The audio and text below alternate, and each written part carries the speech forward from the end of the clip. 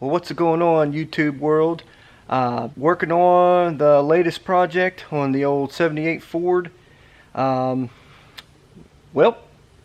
let me just show you what I'm working on. So this whole project basically revolves around a new radiator.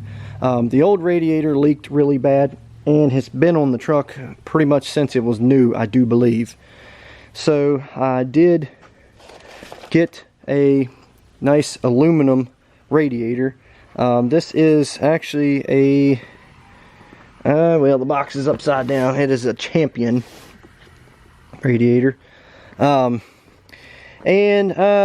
because the old fan shroud does not fit on there, and I really didn't want to use the old style fan anyways, and fan clutch, I decided to go with 2 electric fans. Now, after doing my measurements and test fitting, looks like we're going to have a 14-inch on the inlet side and a 10-inch on the outlet of the radiator. And let me just show you the old parts here. Alright, well, for one, there's one. That's the old water pump right there, which really there was nothing wrong with it, but I figure since I'm doing all this, you know, and it's cheap enough. Let's see, I can't really. Alright. Haha! So there is the old AC condenser. You know, this truck was an AC truck, and you know, all of that doesn't, you know, that don't work. Now, as you can see, the radiator, look at all that. I mean, this big old honking thing, I mean, it leaked everywhere. You know, it's old. I mean, this thing is still brass. I mean, you can see in there. Yeah. So definitely upgrading.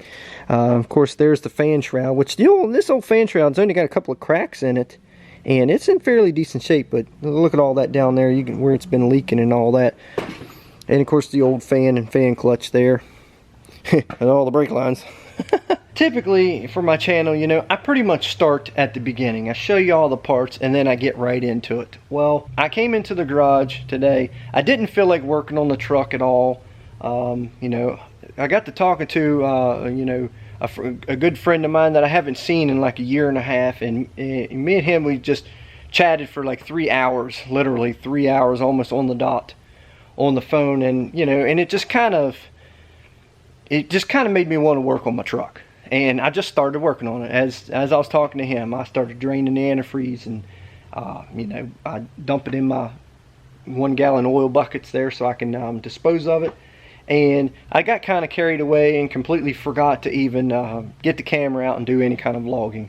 Of course, you know, if any of you do this vlogging and things like this, you know, a lot of times I like to show you a lot of behind the scenes things. I like to show you a lot of the bad side of aftermarket parts and everything, you know, things that can go wrong, and just the pure crap you'll go through when it comes to doing a lot of jobs. I will show you that on my channel. A lot of channels don't show you all the BS that comes with working on anything, but I do. And you know, and honestly, one of the things that just makes the job twice as hard and twice as long, probably, or even longer, is trying to vlog everything when I'm by myself, trying to vlog everything, do the job, vlog a little bit, you know, update on what I just did or whatever, because I can't, you know, it's really hard for me to film what I'm actually doing at the time. I don't really have the equipment, you know. So I just dug into this and hammered on it a little bit, and I'm literally on the home stretch right now of finishing this job, minus some antifreeze. You know, I don't have that, and I'm gonna replace the 2 heater hoses. But other than that, yeah, I'm kind of on the downhill slope. But let me show you how far I've gotten and what I've done so far.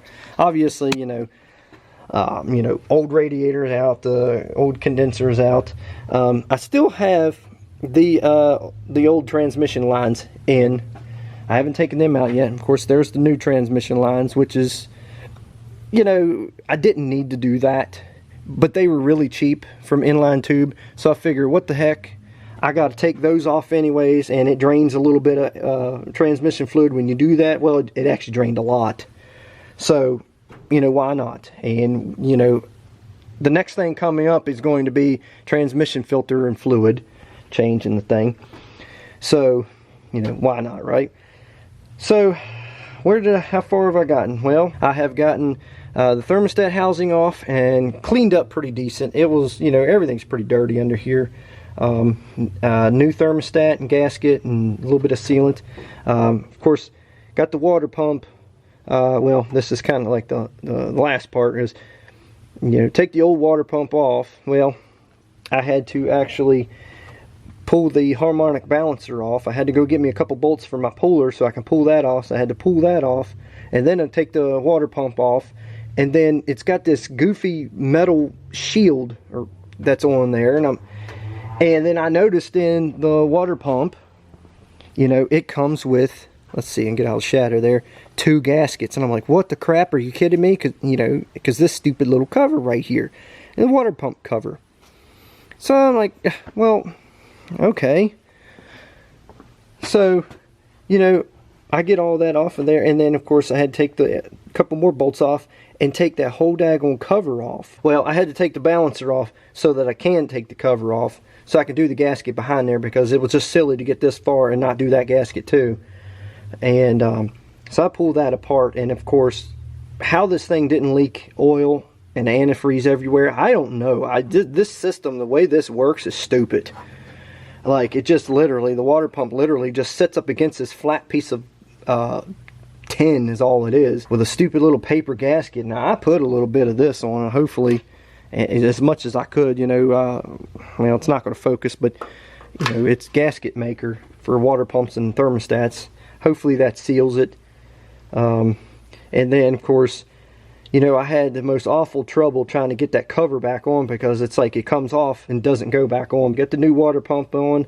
Of course, you know, I had to get me a plug, put a plug here with a little bit of sealant on it.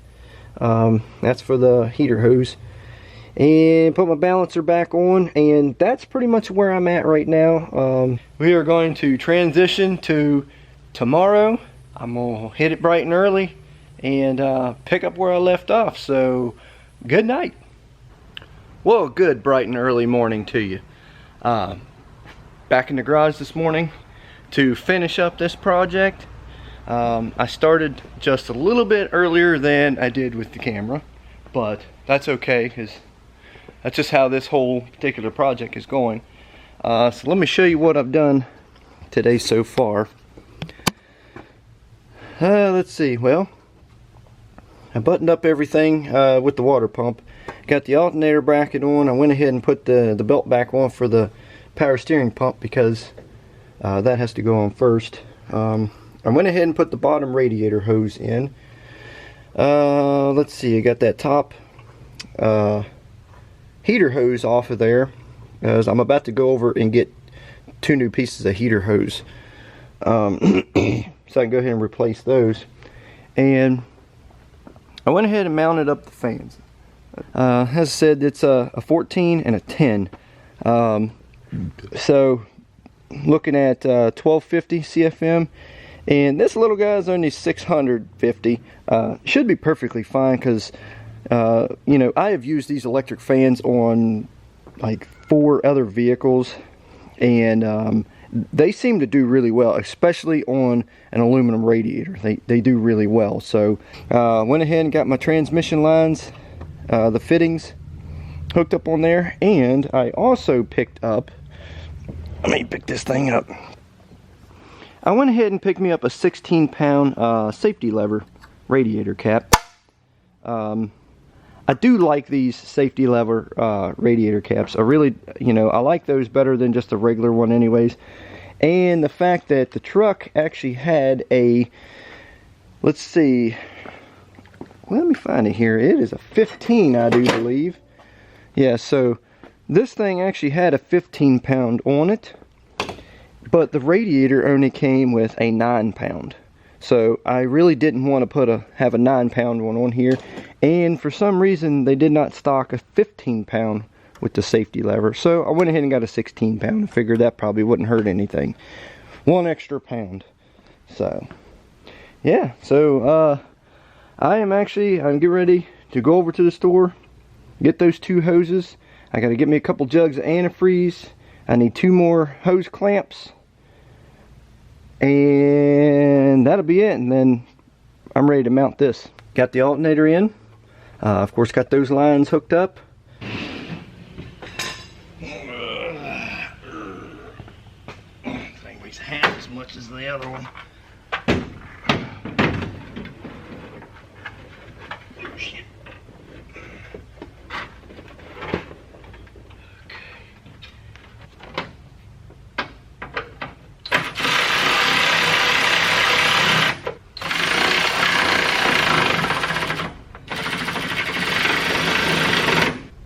Just look at it. Doesn't that look a lot better than that old one?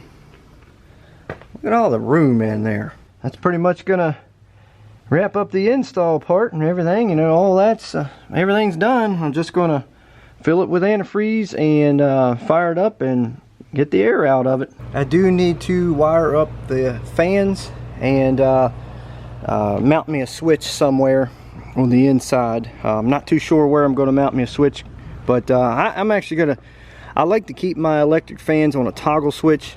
Because my thing is, if the engine's running, the fans run. And then, of course, when you shut it off, it's nice to be able to leave the fans running for a little while and cool everything off.